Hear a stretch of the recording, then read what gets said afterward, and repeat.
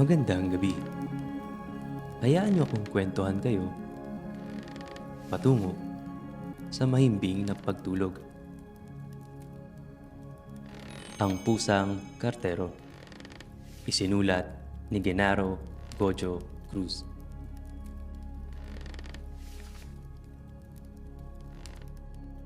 May isang pusa na naging kartero ng dalawang bata. Pumupunta siya sa bahay na kahoy. "Kumusta, alaga naming pusa?" sabi ni Boyet habang pinakakain siya. Gusto niyang makalaro si Boyet na nagsasabit ng kapirasong papel sa kwintas niyang pisi.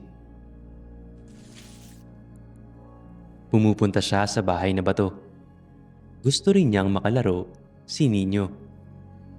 "Kumusta, alaga naming pusa?" sabi ni Nino habang pinaiinom siya ng tubig. Gusto niyang makalaro si Nino na nagsasabit din ng kapirasong papel sa kwintas niyang pisi. Ang totoo, dalawa ang may-ari sa pusa. Si Boyet at si Nino. Na nakapulot sa kanya habang naglalaro ang dalawang bata sa malawak na bakuran ng kanilang mga bahay. May malaking problema lang si Boyet at si Nino. Magkagalit ang kanilang mga tatay. Nagsimula ang alitan ng bakuran ng ama ni Boyet, ang lupa. Arkitekto at guro ang tatay at nanay ni Nino. Mekaniko at tindera naman ng mga gulay ang tatay at nanay ni Boyet. "Para namang ibang tao ang tingin mo sa akin," sabi ng tatay ni Nino. "Di naman sa ganoon, pinsan. Para na rin ito sa seguridad nyo. Iba ang antas ng buhay nyo sa amin," sabi ng tatay ni Boyet habang itinutulo sa mga sanga ng kakawate sa pagitan ng bahay na kahoy at ng bahay na bato. Mula noon, di na nag-usap ang mga tatay ni Boyet at ni Nino. "Ayokong makitang nagpupunta ka sa bahay na kahoy," sabi ng tatay ni Nino. Alam niyang bahay ni na Boyet ang tinutukoy ng tatay niya. "Huwag na huwag ka nang pupunta sa bahay na bato," sabi ng tatay ni Boyet. Alam niyang bahay ni na Nino ang tinutukoy ng tatay niya. At di na rin nag-usap ang mga nanay ni na Boyet at si Nino. "Marami namang pwedeng laruin dito sa ating bahay, anak," sabi ng nanay ni Boyet. "Manood ka na lang ng paborito mong palabas sa TV," sabi naman ng nanay ni Nino. Simula nang mailagay ang bakod, di na nakapaglaro ang dalawang bata. Nadamay sila sa samaan ng loob ng kanilang mga tatay. Natigil ang pagbibigayan nila ng masasarap na ulam kung hapunan. Pero hindi natigil ang paghahatid ng mensahe ng pusa. Sa araw-araw, may mahalagang tungkulin ng karterong pusa. Pumunta siya sa bahay na kahoy. Sa kwintas niyang pisi, may palawit na kapirasong papel. "Kumusta na, Boyet? Nandito ako ngayon sa bintana. Gumawa tayo ng mga eroplanong papel, Nino." Tumanaw naman sa bintana si Boyet upang makita si Nino. At gumawa sila ng maraming eroplanong papel. Kailangan nilang mapaabot ang pagpapalipad nito sa bintana ng kanilang bahay. Pumunta siya sa bahay na bato. Sa kwintas niyang pisi, may palawit na kapirasong papel. "Nasaan ka, Nino?" "Nandito ako ngayon sa bubong ng aming bahay. Magpalipad tayo ng saranggola, Boyet." At nagpalipad ng mga saranggola sa bubungan sina Boyet at Nino. Parang nag-uusap sa kalangitan ang mga saranggola nila. Nagpahinga naman ang pusa sa bakod na tinutubuan na ng mga sanga at dahon. Masaya niyang pinagmasdan ang dalawang makulay na saranggola sa kalangitan. Isang hapunan, pumunta ang pusa sa bahay na kahoy. Sa kwintas niyang pisi, may palawit na kapirasong papel. "Anong ulam niyo, Boyet? Nandito ngayon si tatay." Ninyo. Pumunta si Boyet sa bahay na bato. Dala ang isang mangkok ng pinakbet. "Tito, pinabibigay sa inyo ni tatay," sabi ni Boyet nang pagbuksan siya ng pinto ng tatay ni Ninyo. "Aba, salamat kamo, Boyet," sabi ng tatay ni Ninyo. Isang hapunan uli, pumunta ang pusa sa bahay na bato. Sa kwintas niyang pisi, may palawit na kapirasong papel. "Anong ulam niyo, Ninyo?" "Nandito na rin ngayon si tatay, Boyet." Nagtungo si Ninyo sa bahay na kahoy, dala ang isang mangkok ng adobong manok. "Uncle, ulam. Pinabibigay ni tatay sa inyo," sabi ni Ninyo nang pagbuksan siya ng pinto ng tatay ni Boyet. "Salamat kamo, Ninyo," sabi ng tatay ni Boyet. Isang Sabado, pumunta ang pusa sa bahay na kahoy. Sa kwintas niyang pisi, may palawit na kapirasong papel.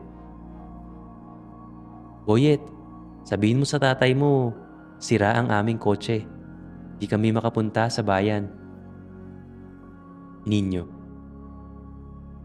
Agad na pumunta ang tatay ni Boyet sa bahay na bato. Bitbit ang isang kahon ng mga gamit sa pagmemekaniko. "Salamat, pinsan. Paano mo nalamang sira ang sasakyan ko?" tanong ng tatay ni Ninyo. Tahimik lang na umalis ang tatay ni Boyet. Lihim na nagsenyasan si Boyet at si Ninyo na ang ibig sabihin, ayos.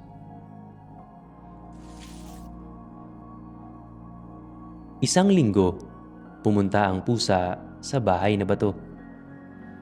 Sa kwintas niyang pisi, may palawit na kapirasong papel.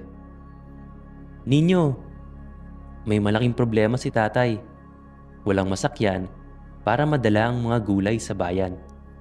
Boyet. Agad na pumarada sa harap ng bahay na kahoy ang sasakyan ni Ninyo. "Salamat talaga, pinsan. Paano mo nalamang problema namin ang sasakyang magdadala ng mga gulay sa palengke?" tanong ng tatay ni Boyet habang inilululan ang mga talbos, talong, kamatis, at kalabasa. "Aba, itong si Ninyo," sabi ng tatay ni Ninyo. Di na nakapagsenyasan ang dalawang bata. Mula noon, kahit tumaas at lumago na ang bakod sa pagitan ng bahay na kahoy at bahay na bato, malaya nang nakapaglalaro ang magpinsan. Masarap na agahan at hapunan lagi ang alay ni Boyet at ni Ninyo sa karterong pusa. Salamat sa pusang walang kamalay-malay na naging kartero ng dalawang batang magpinsan na nagawang mapagbati ang kanilang magpinsan ding mga tatay.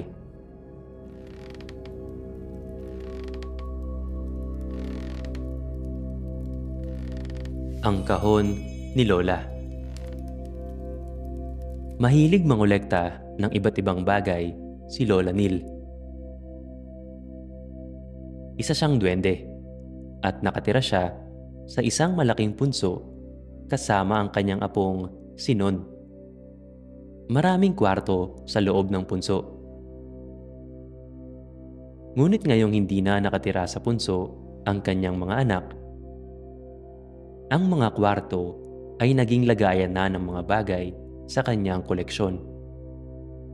Pinahahalagahan ni Lola Nil ang bawat isang bagay sa kanyang koleksyon na nakukuha mula sa mga tinatapong gamit ng mga tao malapit sa kanilang punso. Ngunit ang kanyang pinaka-paboritong bagay ay isang maliit na kahon na gawa sa yero. Lagi-lagi niya itong dala kahit saan siya magpunta. Isang araw, napansin ni Non na malungkot ang kanyang Lola Nil. "Lola, bakit po kayo malungkot?" tanong ng batang duwende. "Naku apo, nawawala ang aking kahon. At sa dami ng gamit sa loob ng bahay, hindi ko na siya makita. Huwag po kayong mag-alala, Lola. Tutulungan ko po kayong hanapin ang inyong kahon." Nagsimula si Non sa paghahanap sa dating kwarto ng kanyang nanay Isa. Sa loob nito ay may nakita si Non na isang maniking kulang ang braso, isang sapatos na wala ang kapares, at isang lumang abakus. Ngunit hindi niya makita ang kahon ni Lola Nil. Sumunod na pinuntahan ni Non ang dating kwarto ng kanyang tito Dua. Sa loob nito ay may nakita si Non na dalawang makintab na plato, dalawang lumang libro, at dalawang maliit na orasa. Ngunit hindi niya makita ang kahon ni Lola Nil. Sumunod na pinuntahan ni Non ang dating kwarto ng kanyang tita Telo. Sa loob nito ay may nakita si Non na tatlong sapatos ng kabayo, tatlong latang iba't iba ang laki, at tatlong sirang calculator. Ngunit hindi niya makita ang kahon ni Lola Nil. Sumunod na pinuntahan ni Non ang dating kwarto ng kanyang tito Pat. Sa loob nito ay may nakita si Non na apat na sirang orasan, apat na tasang hindi nahugasan, at apat na sandok na gawa sa kahoy. Ngunit hindi niya makita ang kahon ni Lola Nil. Sumunod na pinuntahan ni Non ang dating kwarto ng kanyang tita Lima. Sa loob nito ay may nakita si Non na 5 iba't ibang klase ng panukat, 5 sirang gripo, at 5 bola na magkakaiba ang laki. Ngunit hindi niya makita ang kahon ni Lola Nil.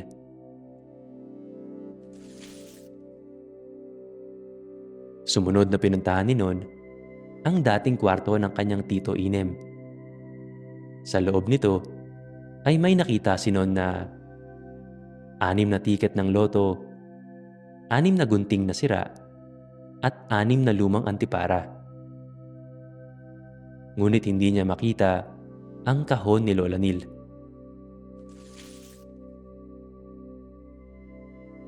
Sumunod na pinuntahan ni Non ang dating kwarto ng kanyang tita Pitora. Sa loob nito ay may nakita si Non na 7 lumang tinidor, 7 lumang susi, at 7 sobre ng mga liham. Ngunit hindi niya makita ang kahon ni Lola Nil. Sumunod na pinuntahan ni Non ang dating kwarto ng kanyang tito Walu.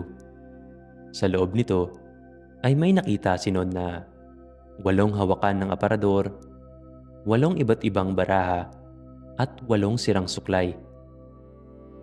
Ngunit hindi niya makita ang kahon ni Lola Nil. Sumunod na pinuntahan ni Non ang kwarto ng kanyang tita Nona. Sa loob nito ay may nakita si Non na 9 na boteng iba't iba ang hugis, 9 na brotsyang pampintura, at 9 na lumang tarheta ng bingo. Ngunit hindi niya makita ang kahon ni Lola Nil. Napaisip si Non, saang bahagi kaya ng punso napunta ang kahon? at bigla niyang naalala ang isang kwarto na hindi pa niya napupuntahan. Pumasok siya sa kwarto na dating silid-gawaan ng kanyang lolo nito.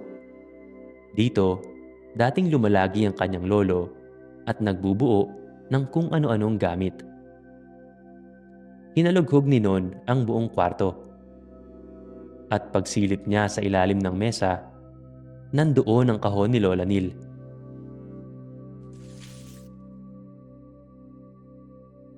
"Lola, nahanap ko na po ang inyong kahon." "Ay, maraming salamat apo. Akala ko hindi ko na ito mahanap." Natuwa si Non na hindi na malungkot ang kanyang lola. Ngunit napaisip siya sa kung bakit ganoon na lang kahalaga ang kahon ni Lola Nil. Binuksan ni Lola Nil ang kahon at nakita ni Non ang laman nito. 10 pirasong candy na magkakaiba ang kulay. "Candy? Lola, bakit po mahalaga ang mga candy na iyan para sa inyo?" tanong ni Non. "Ah, hindi apo. Ang mahalaga ay ang mismong kahon. Pinaglagyan ko lang ito ng candy," sagot ni Lola Nil. "Ito ang pinakaunang regalong natanggap ko galing sa iyong lolo Infinito.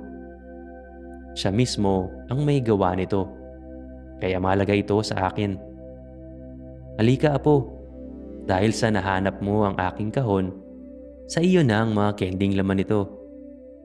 "Salamat po Lola Nil," tugon ni Non habang ninanamnam ang kending galing sa kanyang lola.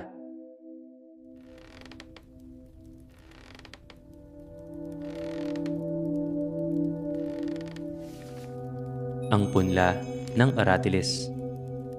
May kwento si Nanay na hindi namin malilimutan. Noong bata pa daw siya, may punong aratiles sa bakuran nila. Kulang ang maghapon tuwing nagsasaya sila sa lilim nito. Wala na ang punong iyon. Sementado na ang bakuran namin. Garahe na ito at tambakan ng mga sirang kasangkapan. Walang tumutubong damo. Walang bumibisitang mga ibon at paru-paro. Noong bata si Nanay, nagigising sila sa tiririt ng mga ibon sa mga puno. Kailangan nilang bumangon agad at manungkit dahil baka maubusan sila ng nahihinog na bunga. Sa gabi, nangangamba silang baka papakin ito ng mga paniki.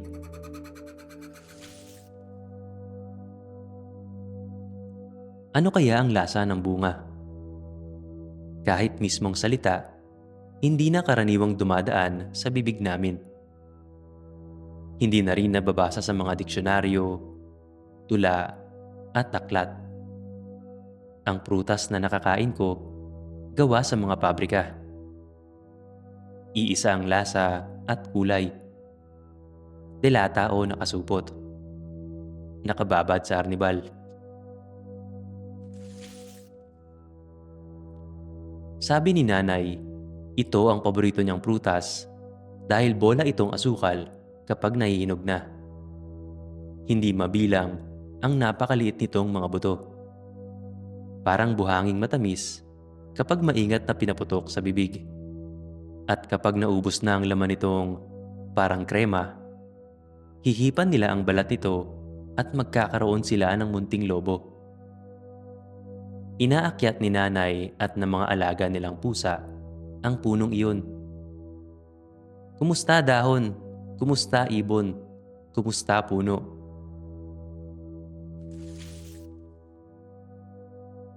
"Hanapin natin ang paboritong puno ni Nanay," yaya ko sa isang pinsan.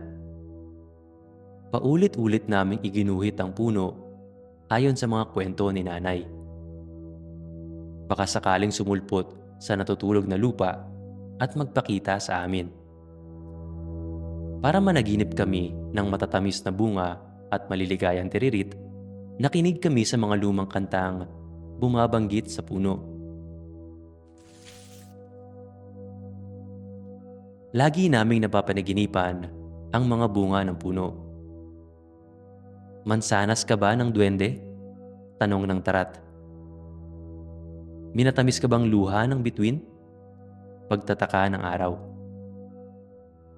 Nagulat ang hangin sa bunga. Pulang perlas ka ng puno.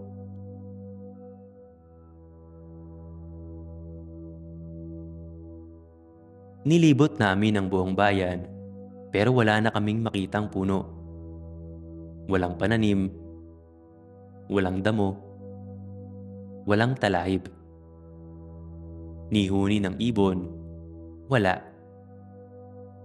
Kailangan pa naming dumayo sa malayo para makahanap ng ilang talahib at ligaw na pansit-pansitan sa bangketa. Sabi ni nanay, isa-isa raw pinutol ang mga puno habang himbing ang lahat tuwing gabi. Delikado raw ito sa mga kable ng kuryente. Nilatag ang aspalto para lumuwag ang mga kalye. Kailangan daw lumikha ng marami pang pamilihan at subdivision.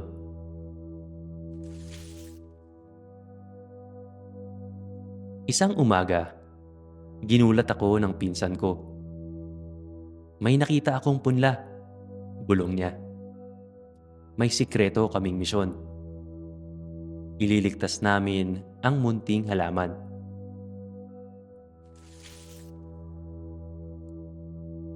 Sinundan ko ang pinsan ko. Nanibago kami sa mga bagong gusaling nakita. Napakabilis umusbong at lumago. Balak pa yatang abutin ang mga ulap.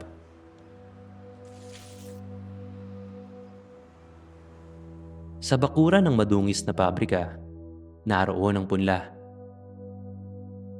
Nabansot ito ng maitim na usok at nilasong lupain. Pero nagulat kaming may mga bunga na ito. Pinigilan namin ang sarili na pitasin ang mga bunga at tikman ito. Kukunin ba natin? Tanong ng pinsan ko. Pakahulihin tayo, hindi natin puno iyan.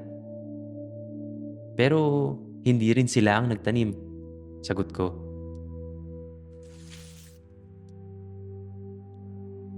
Tinitignan namin ang punla. Parang mga kamay na gustong magpaahon ang mga sanga. Nakakapit sa putik ang mga ugat nito. Tiyak na matutuwa si nanay na makakita muli nito. Palalaguin namin ito para dito sila muling magsalo-salo ng mga kababata niya. Malalanta lang ang puno sa bakuran ng pabrika. Dahil sa usok, may ngumingiyaw ng puting sa dibdib namin. At naluluha na kami sa hapdi ng usok sa mata. Kaya ginawa namin ang mabuti at nararapat. Maingat na maingat, hinugot namin ang punla. Yakap kong parang sanggol ang punla. Halos hindi lumapat ang talampakan namin sa lupa habang tumatakbo. Hindi kami lumingon sa tunog ng silbato at mga busina ng humahabol na sasakyan.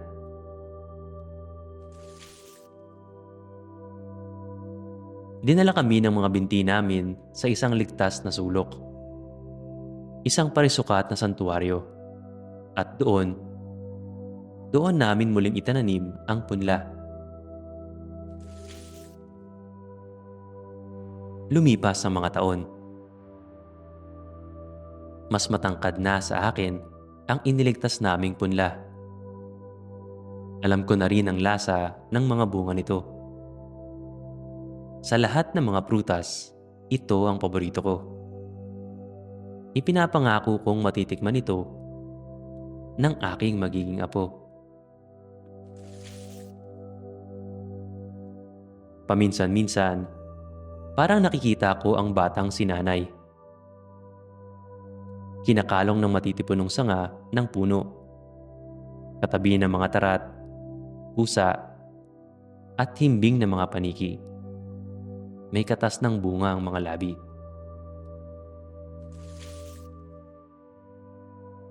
Inalog ko ang puno at nahulog sa lupa ang naglalagablab nitong tamis.